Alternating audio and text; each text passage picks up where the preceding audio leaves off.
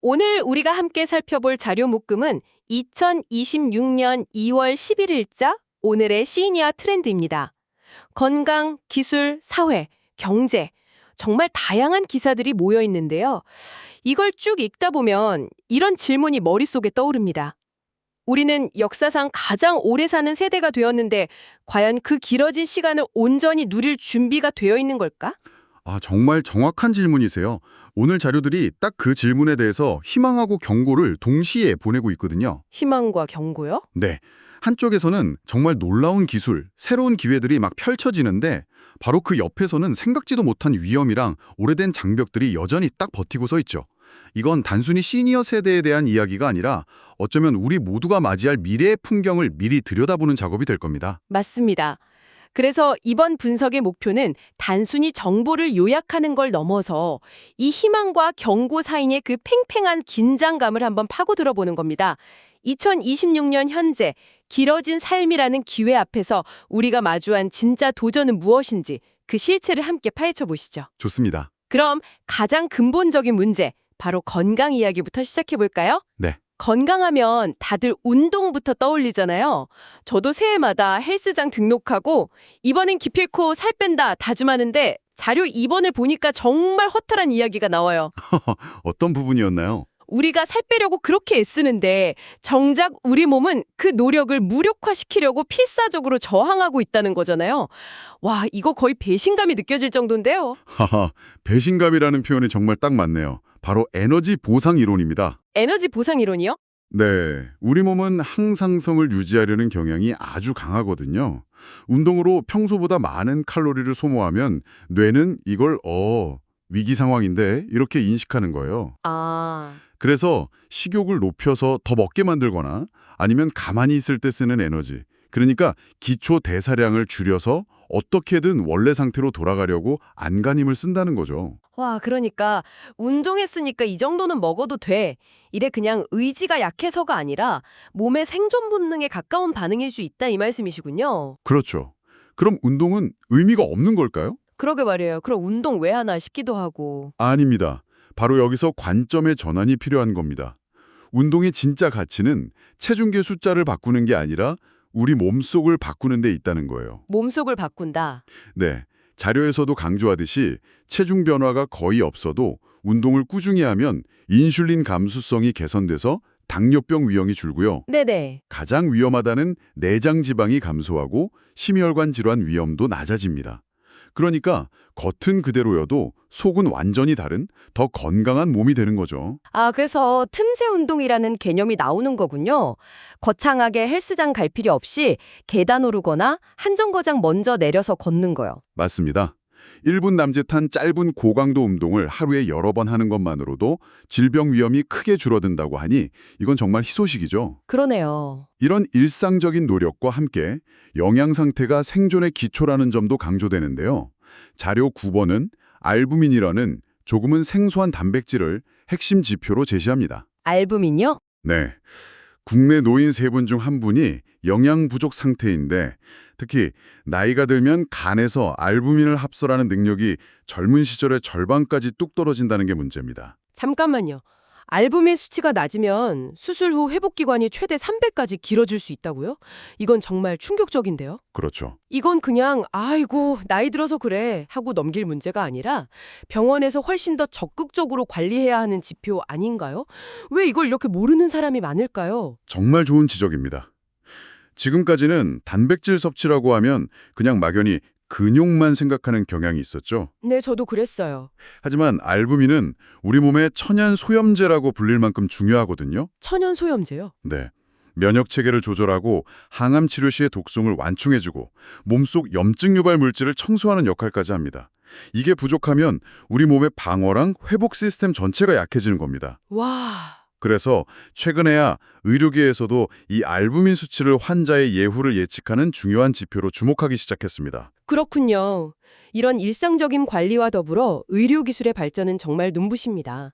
96세 어르신 백내장 수술 기사는 솔직히 처음엔 요즘 의술 좋네 하고 넘길 뻔했어요. 하하, 그렇죠. 근데 이게 단순히 잘 보게 하는 걸 넘어서 치매 위험까지 낮춘다는 대목에서 생각이 완전히 바뀌었습니다.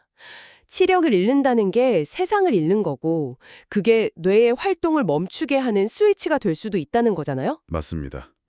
여기서 우리가 주목해야 할 점은 이 수술이 단순히 시력 교정, 그 이상의 의미를 갖는다는 겁니다. 그 이상이라 함은? 외부 세계로부터 들어오는 시각 정보는 뇌를 계속 자극하고 활동하게 만드는 가장 중요한 연료 중 하나거든요. 백내장으로 시야가 뿌옇게 되면 그 연료 공급이 줄어드는 거고 자연히 뇌 기능도 떨어지게 되죠.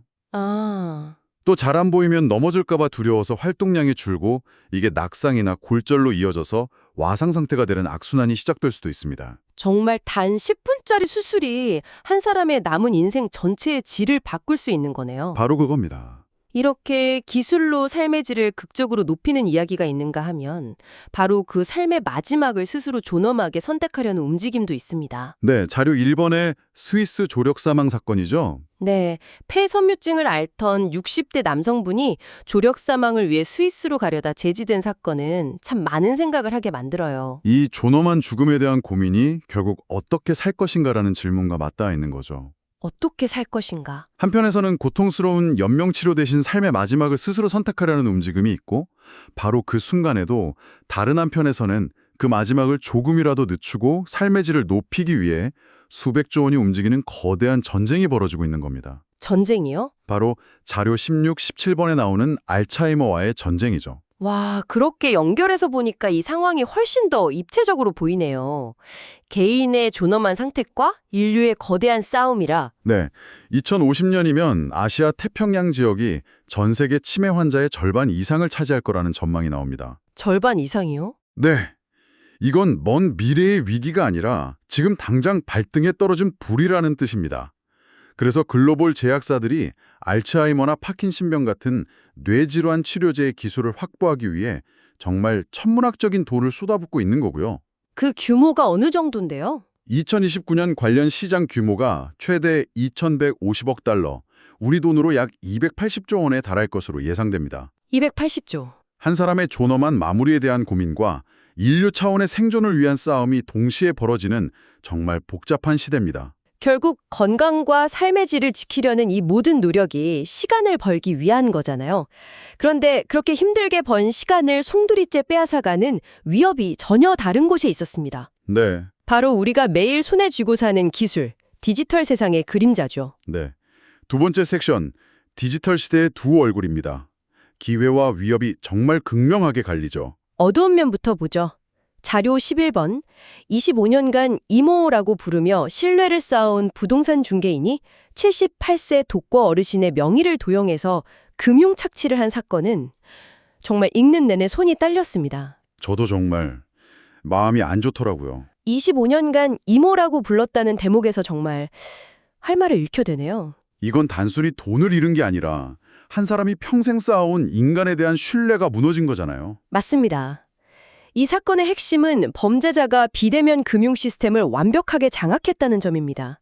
피해자 몰래 신용카드를 만들고 카드론을 받고 심지어 모바일 OTP까지 자기 앞으로 설정해뒀어요. 세상에. 피해자는 본인이 신용불량자가 된 사실조차 모른 채 기초생활수급비마저 인출할 수 없는 지경에 이르렀죠.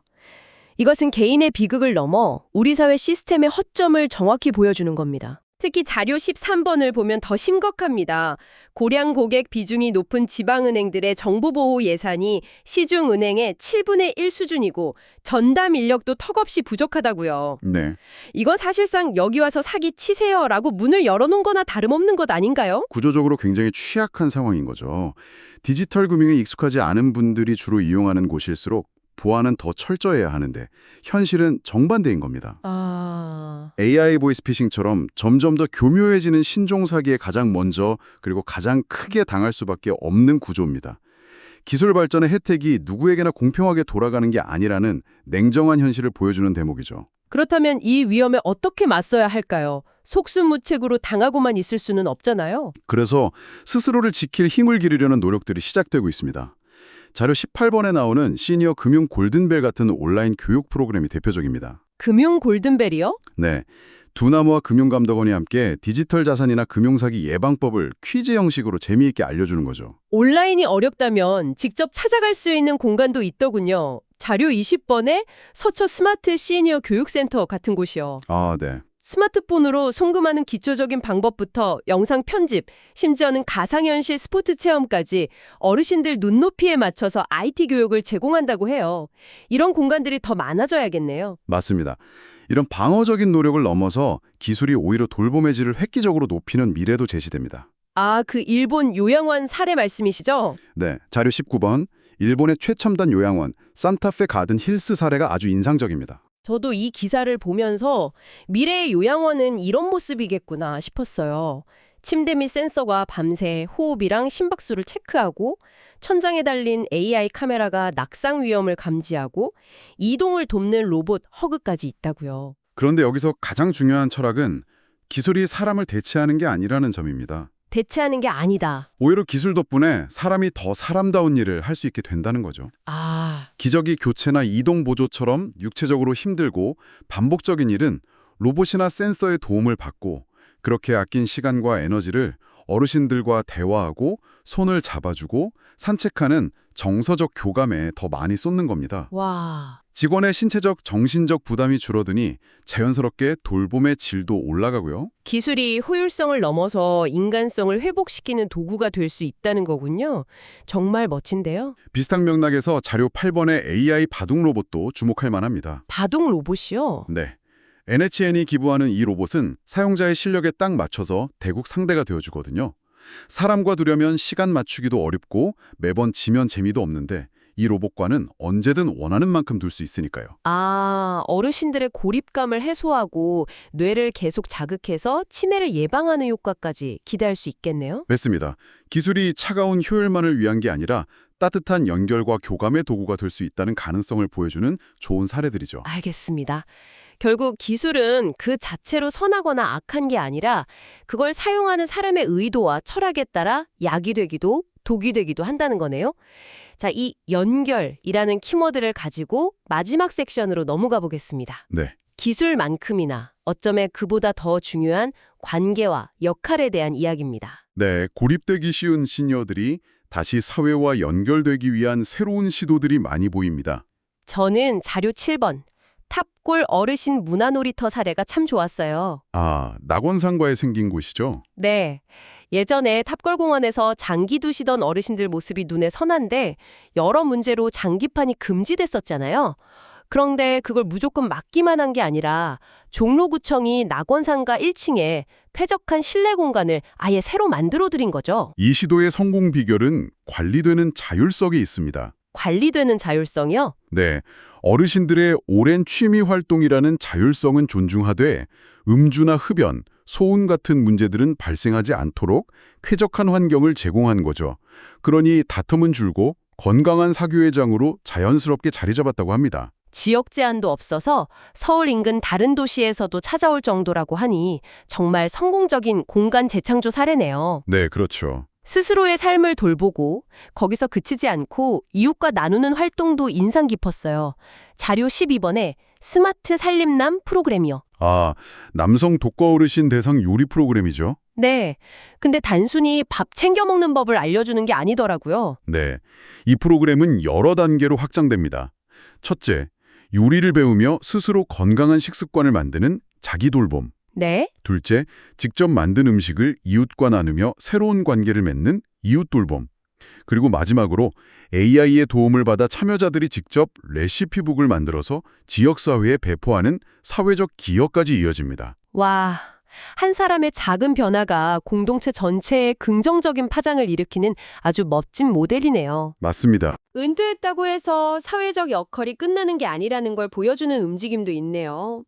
자료 14번을 보면 정부가 고령자 친화 기업을 공모해서 60세 이상 어르신을 적극적으로 고용하는 기업에 최대 3억 원까지 지원해주고 있어요. 어르신들의 경험과 지혜가 사장되지 않고 계속해서 사회적 자산으로 활용될 수 있도록 길을 열어주는 거군요. 네.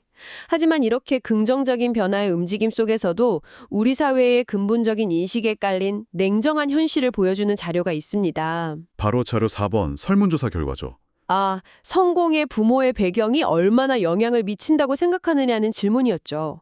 성인 10명 중 거의 7명, 68%가 그렇다고 답했더군요. 네, 그렇죠. 개천에서 용난다는 말은 이제 정말 옛말이 됐다는 인식이 팽배한 것 같아요. 그런데 흥미로운 건 바로 그 옆에 개인의 노력으로 사회 경제적 지위를 높일 수 있다고 믿는 긍정적인 답변도 42.5%나 된다는 점이에요. 이건 좀 모순 아닌가요? 바로 그 지점이 이 조사의 핵심입니다. 우리 사회에 공존하는 이중적인 인식을 보여주는 거죠. 이중적인 인식이요? 한편으로는 부모 찬스 없이는 성공하기 힘든 사회라는 냉정한 현실을 분명히 인식하고 있습니다. 하지만 다른 한편으로는 그럼에도 불구하고 개인의 노력을 통해 그 계층의 사다리를 오를 수 있다는 희망의 끈을 아직 놓지 않고 있는 겁니다. 시니어 세대가 평생을 살아오며 지켜봤던 사회의 모습이자 동시에 그들의 자녀 세대가 지금 온몸으로 부딪히고 있는 현실이 이 숫자 안에 압축되어 있다고 볼 수 있습니다. 그렇군요. 오늘 자료들을 통해 본 2026년의 시니어 트렌드는 정말 한마디로 정의하기가 어렵네요. 최첨단 로봇의 돌봄을 받는 미래와 디지털 금융 착취의 위험이 공존하고 네, 차가운 현실 인식이 교차하고 있으니까요. 그렇습니다. 그래서 이 모든 이야기는 결코 한 세대만의 이야기가 될 수 없습니다. 급격한 기술 발전과 사회 구조의 변화 속에서 우리 모두가 앞으로 어떤 모습으로 늙어가게 될 것인가에 대한 질문이니까요. 결국 시니어를 위한 사회를 디자인하는 것은 우리 모두를 위한 미래를 설계하는 일과 같습니다. 오늘 이야기를 정리하다 보니 자료에 소개된 탈무드의 한 구절이 계속 마음에 남습니다. 남을 행복하게 해주는 것은 향수를 뿌리는 것과 같아서 뿌릴 때 자기에게도 몇 방울은 묻는다. 아, 좋은 구절이네요.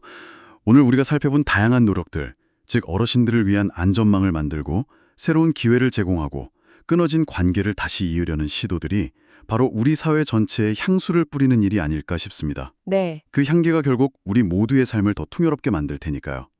이 질문을 당신께도 남겨드리고 싶습니다. 우리 사회를 더 향기롭게 만들기 위해 당신은 어떤 한 방울을 더할 수 있을까요?